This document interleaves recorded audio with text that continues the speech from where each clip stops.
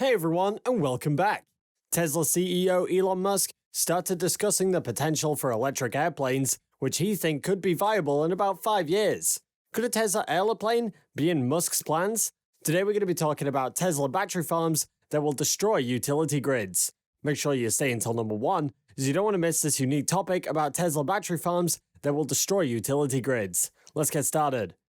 When Tesla Motors debuted the Powerwall home storage battery at a glitzy launch at the end of April, the press and blogosphere hailed CEO Elon Musk as the inventor of the holy grail of renewable energy storage, and the nail in the coffin for the centralized grid.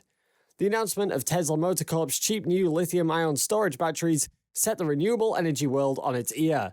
Breathless commentators pronounced them a revolutionary advance, heralding cheap, ubiquitous energy storage that would make solar power a 24/7 power source for the masses.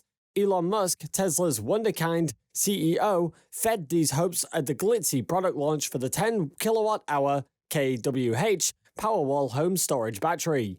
Powerwalls would let developing countries leapfrog straight to a solar plus storage electricity system, and the 10 kilowatt-hour utility-scale power pack version would have a world historical effect.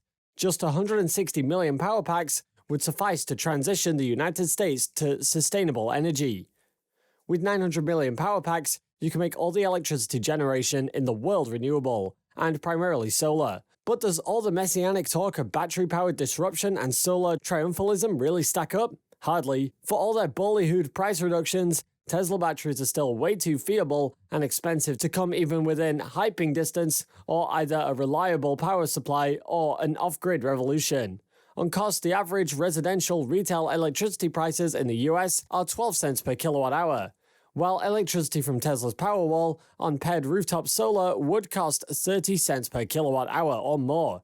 Given that 80% of pre-orders for Tesla's batteries are for the utility-scale power pack and not the residential Powerwall, battery storage will likely benefit big baseload power plants, the grid, more than solar homeowners.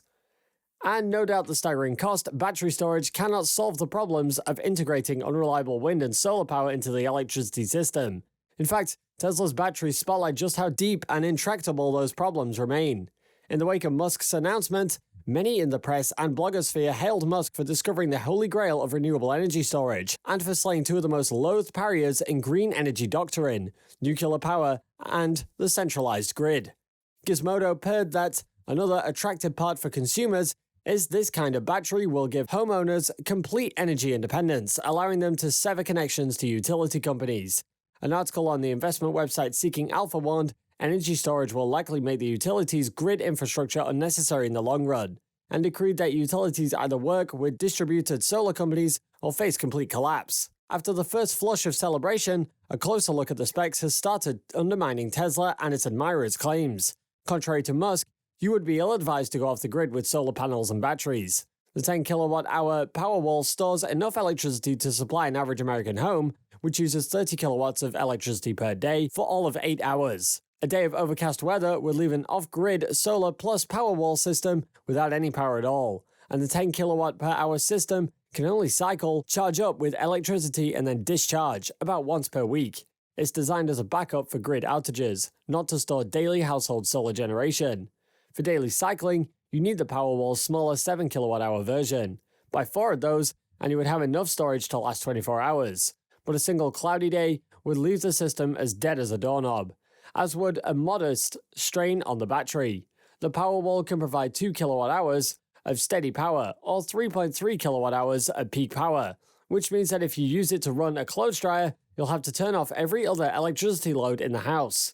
It's evident that Musk's vision of an electricity system of intermittent renewable power backed up by batteries is a pipe dream. Even colossal investments in battery storage will not reduce the system's dependence on a full-sized grid battery of dispatchable power plants whose cost and ongoing carbon emissions should be added to the wind and solar type generators that rely on them. There will be no leapfrogging to distributed solar. If developing countries want to escape perennial energy austerity and insecurity, they'll have to deploy grid power plants as fast as they do solar panels and power walls. Batteries don't make intermittent power cheap and feasible, they make it immensely costly and only marginally more useful. The falling price of wind and solar generators has distracted us from the external costs of shaping them into an energy source we can count on. Musk's coup inadvertently reveals just how steep those costs remain.